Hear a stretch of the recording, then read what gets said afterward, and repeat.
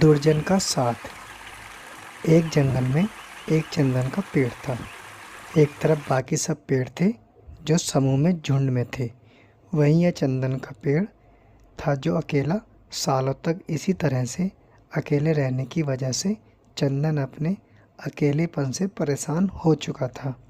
उसे भी अब विचार आते थे कि उसके साथ भी कोई खड़ा हो या कम से कम उसका कोई दोस्त हो जिससे वो इतने बड़े जंगल में खुद को अकेला ना महसूस करे। एक दिन उसने अपने सामने कुछ अंतर पर खड़े पलाश के पेड़ से कहा, तुम तो दिखने में बहुत सुंदर हो। तुम्हारे कितने सुंदर फूल हैं। मुझे पता है तुम्हारे कई सारे मित्र होंगे, लेकिन अगर तुम चाहो तो मैं भी तुम्हारा मित्र बनना चाहता हूँ। पलाश का पेड़ मुस्कुराया और बोला, हाँ हाँ, क्यों नहीं, बल्कि मुझे तुम्हें मित्र बनाकर खुशी होगी, क्योंकि तुम ज़्यादा सुंदर ना सही, लेकिन तुम्हारी खुशबू इस पूरे जंगल को महकाती है। तुम्हारी वजह से हमारे आसपास की हवा खुशनुमा रहती है और हमारा दिन अच्छा गुजरता है। पलाश की मीठी मीठी बातें सुनकर चंदन के पेड़ को बहुत अच्छा लगा।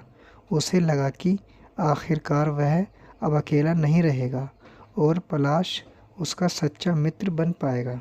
लेकिन वह कितना गलत सोच रहा था, यह उसे अपने भविष्य में पता चलने वाला था। एक दिन एक लकड़हारा पलाश के पेड़ की छाया में आराम कर रहा था। लकड़हारा काफ़ी चिंता में दिखाई दे रहा था। पलाश ने उसे उसकी चिंता का कारण पूछा तो लकड़हारे ने उसे बताया कि वो जंगल से सूखी लकड़ियाँ काट कर उन्हें बाज़ार में बेचता है और उनसे पैसे कमाता है और इस तरह से वह अपना घर चला पाता है। लेकिन आज पूरा दिन जंगल में घूमता रहा, फिर भी उसे कोई भी सूखा पेड़ नहीं मिला जिसकी लकड़ियों को वो काट सके। आखिरकार थककर वो यहाँ आराम करने बैठ गया। पलाश लकड़हारे की बातें सुनकर बोला, बस इतनी सी बात। माना कि तुम्हें सूखी लकड़ियाँ नहीं मिली, मगर तुम्हें कुछ कीमती लकड़ियाँ मिल जाएगी जिन्हें बेचकर तुम्हें अच्छे खासे पैसे मिले तो तुम्हारी समस्या हल हो जाएगी। लकड़हारे ने कहा, तुम कह तो ठीक रहे हो, लेकिन मुझे कीमती लकड़ियाँ मिलेंगी कहाँ से? पलाश के पेड़ ने लकड़हारे को अपने सामने कुछ दूरी पर वहीं चंदन का पेड़ दिखाया जिससे उसने थोड़े दिनों पहले ही मित्रता की थी। लकड़हारा तुरंत चंदन के पेड़ के पास गया और उससे थोड़ी लकड़ी का काट ली। चंदन का पेड़ पलाश की धोखेबाजी से काफ़ी दुखी हो गया। उसने सोचा कि उसने पलाश की ऊपरी सुंदरता देखकर उससे दोस्ती की, इससे अच्छा वह उसको भीतर से जानने के बाद दोस्ती करता तो अच्छा होता। उसने सोचा जरूर पलाश के पेड़ इस धोखेबाजी का जवाब देगा। लकड़हारे ने लकड़ियाँ तो काट ली थीं, लेकिन वह कुछ सोच रहा था और चिंतित दिखाई दे रहा था। चंदन के पेड़ ने उससे पूछा, अब क्या हुआ? तुम्हें तो लकड़ियाँ मिल गईं, फिर क्यों चिंता में हो? लकड़हारा बोला, मुझे लकड़ियाँ तो मिल गईं, लेकिन जल्दबाजी में मैं घर से रस्सी लाना ही भूल गया हूँ।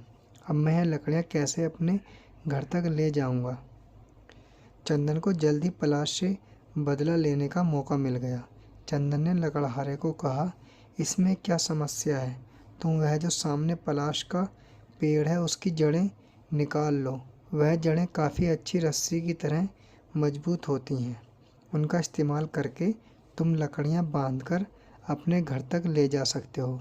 लकड़हारा चंदन के पेड़ के दिए सुझाव से खुश हो गया और तुरंत पलाश के पेड़ को जड़ से उखाड़कर उसकी जड़ों को रस्सी की तरह इस्तेमाल करके लकड़ियों को बांधकर अपने घर लौट गया।